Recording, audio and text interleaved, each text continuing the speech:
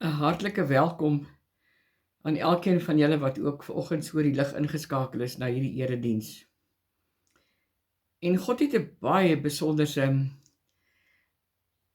skrif vanoggend vir ons. En eers hier aan die einde sal jy miskien verstaan hoekom God juist hierdie skrif vir ons gegee het.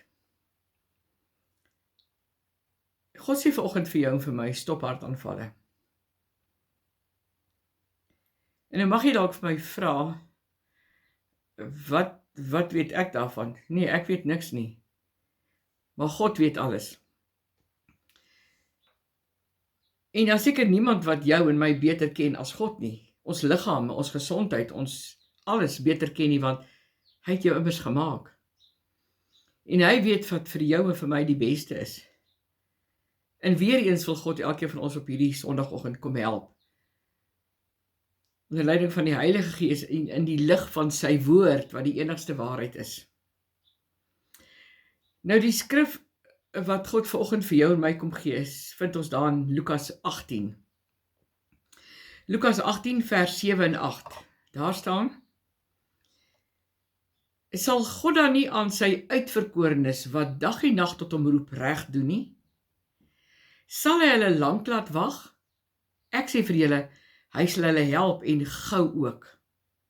En dan hierdie vers 8 wat uitstaan: Maar sal die Seun van die mens by sy koms nog geloof op aarde vind?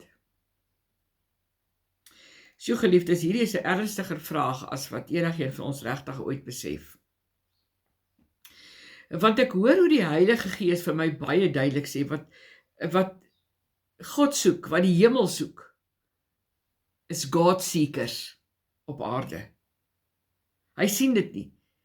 Die Heilige Gees sê, hy vind nie God-seekers regtig op aarde nie. En dit is wat God wil sien.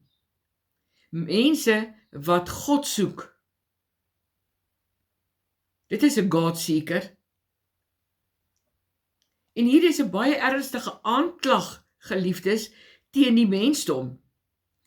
Want die Heilige Gees sê baie duidelik, ons as mense soek baie dinge. Ons soek geld, ons soek mense, maar ons soek nie regtig vir God nie. En geloof maak saak. Meer as alles, geliefdes, want die woord leer ons dat sonder geloof kan ons God nie behaag nie. En wanneer daar 'n tekort aan enigiets in jou en my lewe is, en onthou die enigste rede hoekom daar wel 'n tekort is omrede die vyand wil jou en my geloof verander. En die oomblik wat hy dit kan regkry, om jou geloof rondom dinge te verander, dan verander hy die manier by jou van hoe om te glo.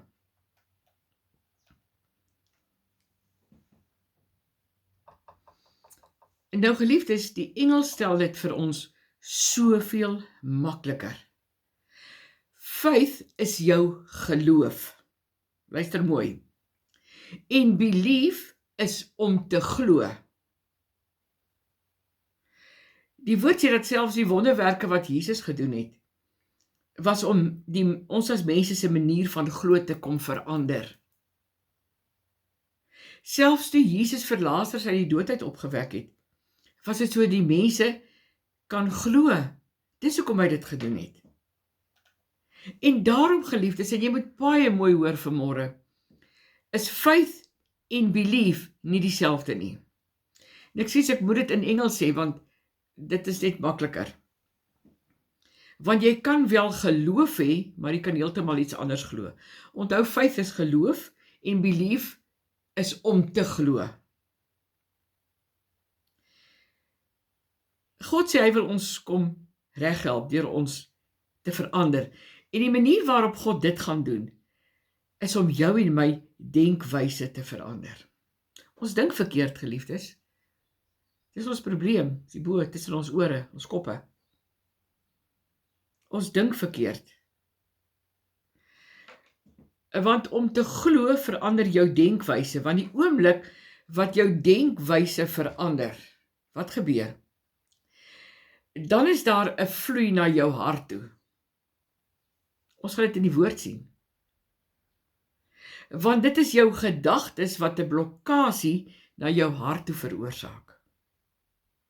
Dis hoekom God in die begin vir ons gesê het, dat dit gaan ook oor, ja, geloof verseker. Maar, hoe stop jy hartaanval? Ek sê weer, dit is jou gedagtes wat 'n blokkasie na jou hart toe veroorsaak.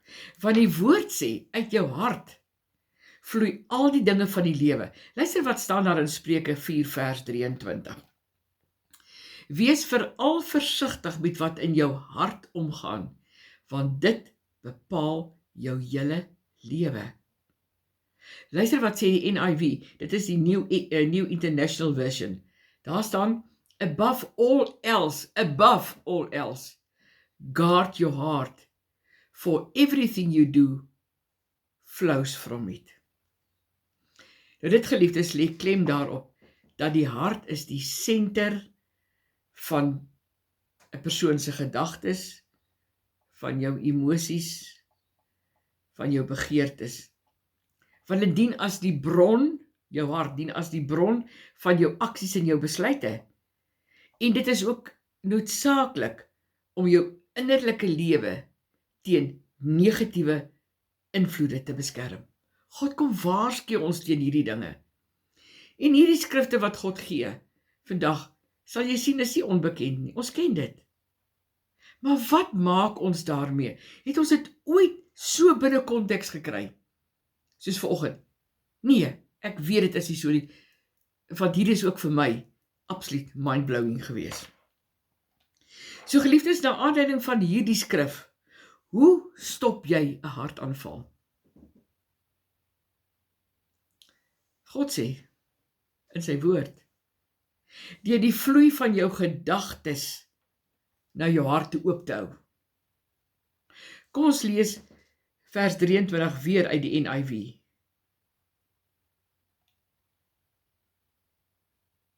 Daar staan, above all else, guard your heart, for everything you do flows from it. Met ander woorde, bo alles, sê God. Bokant jou gedagtes, bokant jou emosies, bokant jou wil, bokant jou denke, beskerm jou hart. Want uit jou hart vloei alles. En dit geliefdes is hoekom mense hartaanvalle kry. Want ons beskerm nie ons harte nie. Ons het sopas gehoor, uit die hart vloei alles. Kom ons bly nou daar na Lukas 6, dan lees ons vers 37. En hierdie hele woord van vanoggend is net mind-blowing. Moenie oordeel nie, en oor julle sal nie geoordeel word nie. Moenie veroordeel nie, en julle sal nie veroordeel word nie. Spreek vry, en julle sal vrygespreek word. Dikwels word hierdie skrif deur godsdienstige leiers gebruik, wanneer hulle oor tiendes wil praat. Let mooi daarop, dat nêrens in hierdie vers praat God oor geld nie. Kom ons lees verder, vers 38. Gee en vir julle sal gegee word, 'n goeie maat, ingestamp. Verskoon tog. 'n goeie maat, ingestamp, geskit en propvol, sal hulle in julle hande gee. Met die maat waarmee julle meet, sal ook vir julle gemeet word. En veral hierdie skrif is awesome, geliefdes, want sal die mense maklik dan nou sê, as jy hierdie skrif lees, dan sal hulle sê, hier word gepraat van gee. Vers 38, gee en vir julle sal gegee word.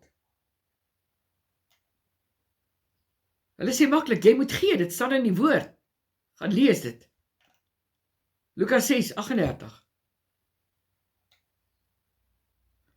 Onthou geliefdes, oral in die woord van God sal ek en jy sien dat God praat van gee. Want God is 'n gewer. Hy is die gewer van lewe. Hy is die een wat sy seun, sy enigste seun gegee het. Maar hierdie geliefdes het niks met geld te doen nie. So wanneer ons baie mooi in diepte na hierdie skrifte kyk, dan sien ons dat dit gaan oor wanneer jy oordeel. Dan sal jy ook geoordeel word. Wanneer jy judge, sal jy gejudge word. En dit het niks met geld te doen nie, maar godsdienst gebruik dit. Ek wil amper sê misbruik dit, om mense skuldig te laat voel indien hulle nie kan gee nie. Maar wat jy moet volgens hierdie skrif is, geen veroordeling nie. Dan sal jy 'n goeie maat, ingestamp, geskit en propvol in jou hand ontvang. Geen veroordeling nie, sê God. Want dit gaan hier oor veroordeling, hoe jy ander veroordeel, want dit is waaraan jy gemeet gaan word. Ek wonder of ons regtig besef hoe geweldig gevaarlik dit is. En presies waarteen God ons hier kom waarsku. En geliefdes, luister baie mooi, al hierdie dinge kom uit jou hart uit. Kom ons blaai gou daar in Matteus 7, dan lees ons daar vanaf vers 1. Moenie oordeel nie, sodat oor julle nie geoordeel word nie, want met dieselfde oordeel waarmee julle oor ander oordeel, sal oor julle geoordeel word. En met dieselfde maat waarmee julle vir ander meet, sal vir julle gemeet word. Hier sien ons dit weer. En dit alles gaan oor wat ek en jy uitgee. En God sê, om 'n hartaanval te stop, moet ons ook gewers soos God begin word. Want daaruit meet God ook vir jou en vir my. Want deur jou denkwyse te verander, kan jy 'n hartaanval stop. Omrede dat die vloei oophou van die are tussen jou hart en jou gedagtes. Kom ons gaan vinnig daar na Romeine 12 vers 2 toe. Daar staan, julle moenie aan hierdie sondige wêreld gelyk word nie, maar laat God julle verander deur julle denke te vernuwe. Dan sal julle ook kan onderskei wat die wil van God is, wat vir hom goed en aanneemlik en volmaak is. Geliefdes, as jy jou denke vernuwe, luister mooi, dan hou jy die vloei oop na jou hart toe. Van jou gedagtes na jou hart toe. Hier waaruit jy moet gee. Hoeveel keer het jy al gehoor hier op aarde van mense wat gierig is, wat rondloop met 'n gees van veroordeling, met onvergewensgesindheid, wat judge, wat kritiseer, en dan kry hulle hartaanval. Dink 'n bietjie mooi daaroor. Ons dink nie oor hierdie dinge nie. Ons dink nie oor hierdie dinge soos wat God wil hê ons moet dink nie. Hoekom gebeur dit? Omdat hulle denkwyse is verkeerd. En God sê, wat ook al jou denkwyse is, dit sal ingedruk, gestamp, propvol wees. En jy sal daarvolgens gemeet word, want die oorvloei kom uit jou hart uit. Kom ons blaai na Lukas 6 vers 45 en daarmee sluit ek af. Die goeie mens bring die goeie tevoorskyn uit die oorvloed goeie dinge in sy hart. En die slegte mens bring die slegte tevoorskyn uit die oorvloed slegte dinge. Waar die hart van vol is, loop die mond van oor. Ons ken dit.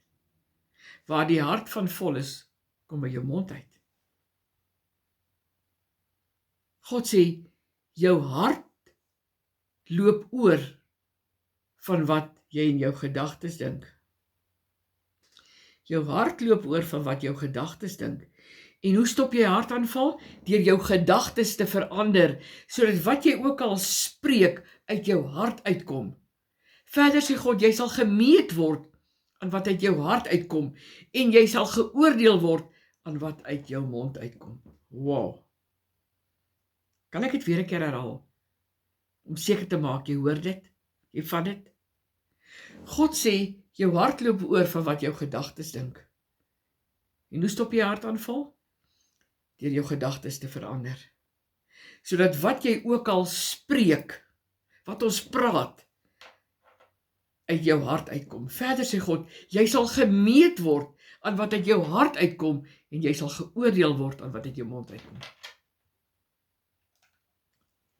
Ek dink dis baie keer beter as ons liewer stil bly. God sê, bewaak dan jou hart bo alle dinge, want uit jou hart vloei die oorsprong van jou lewe. Geliefdes, ek sluit af, hartaanvalle gebeur. Mense spreek wat in hulle gedagtes is. So wanneer jy jou denke vernuwe en jy jouself nie meer wend na die wêreldse patrone nie, dan is die vloei tussen jou denke en jou hart. Dan is dit oop. Sowel as die aarde tussenin is oop. En dan kan jy 'n hartaanval stop. Dit is 'n hartaanval val jou hart aan, want jy bewaak nie jou hart nie. Wat is jou hart? Jou gedagtes? Dit is jou siel, jou gedagtes, jou wil, jou emosies. En daarom sê God, bewaak jou hart. Meer as alles wat bewaak moet word, want daaruit is die oorspronge van die lewe. Amen. Ontvang ek volgens die seën van God oor jou lewe. Glo werklik met jou hele wese dat God is wie hy is. Hy is die groot ek is. Hy ken jou. Hy weet wat jy nodig het. Daarom het hy vir jou woord bring, wat hy weet, wat vir jou belangrik moet wees. Want hy wil jou seën. God wil tot jou redding verskyn en jou genadig wees. God wil jou gebede verhoor en jou alles skenk wat jy vir hom vra, al die vrede, al die liefde, al die oorvloed. Maar jy moet glo. Jy moet glo dat God, wat die groot ek is, ook vanoggend vir jou sê,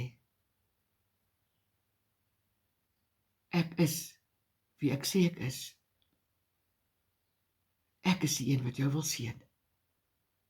Ontvang dit uit sy troonkamer uit. God seën jou.